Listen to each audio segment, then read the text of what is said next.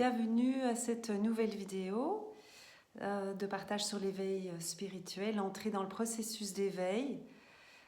Qu'est-ce qui peut nous aider à justement se laisser entrer dans ce processus en douceur?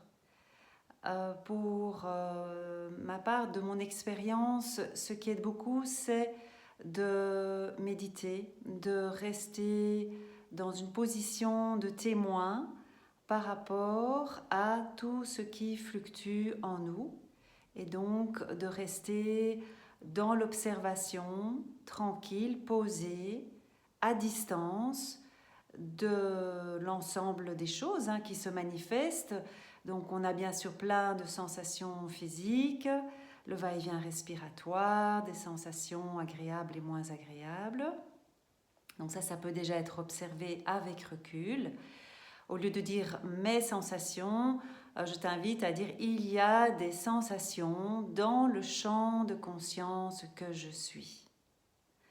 Alors on peut bien sûr observer des humeurs qui changent, qui varient, qui fluctuent. Parfois on a l'impression qu'il n'y a pas vraiment d'humeur, c'est assez neutre.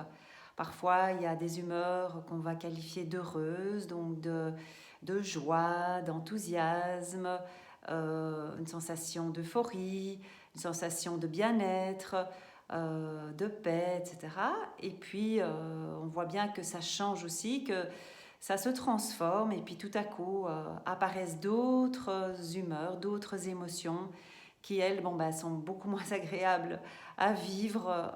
Et tu les connais, bien sûr, toutes celles qui font partie de la famille des peurs, de la colère, de la tristesse. Et puis il y a aussi la honte et encore d'autres émotions désagréables. Et donc tout ça va être observé de manière neutre.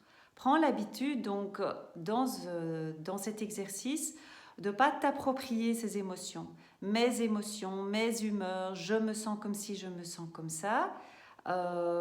Ici l'exercice c'est il y a.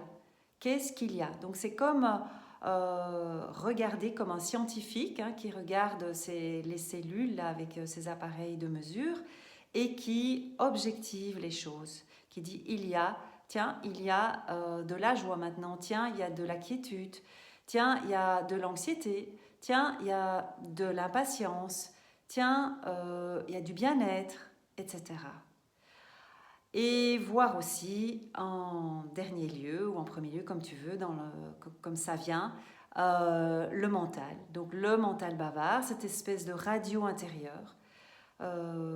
Chez la plupart des humains, elle est tout le temps allumée. Et donc, elle est à différentes fréquences. Et donc là aussi, il y a toutes sortes de pensées. Il y a des pensées qui concernent ce qu'on est en train de faire.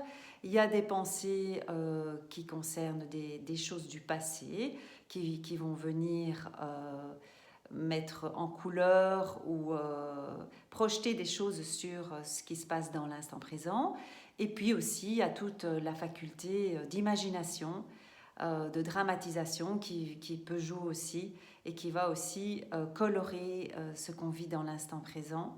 Et donc, ça va être de rester témoin, rester objectif, rester neutre, comme un scientifique qui observe, tiens, il y a la pensée qui parle de ceci, tiens, il y a telle pensée, tiens, il y a un flot de pensées, il y a carrément un film ici avec images et sons qui se déroule dans la tête. Et le boulot ici, c'est de rester neutre à distance. Donc tu l'auras compris, c'est s'habituer à prendre du recul, à mettre en perspective, comme si tu es posé au sommet de la montagne et tu observes tous les mouvements, tous les bruits, tous les sons, toutes les agitations, tous les remue-ménages des voitures qui passent là dans le fond de la vallée avec les humains qui vivent là et qui font 10 000 activités. C'est bruyant, ça bouge, ça fluctue, ça se manifeste. Et toi, tu es au sommet de la montagne et tu es juste dans cette immense ouverture à regarder, à observer, sans juger, sans qualifier, sans penser, juste être là, la présence qui voit, qui reconnaît ce qui est sans vouloir qu'il y ait autre chose. Voilà, ça c'est vraiment une voie directe pour se connecter, pour ressentir, pour plonger complètement dans notre nature profonde, dans cet arrière-plan, dans cette présence silencieuse et paisible que nous sommes en permanence. Bel exercice, belle pratique et à bientôt. Merci.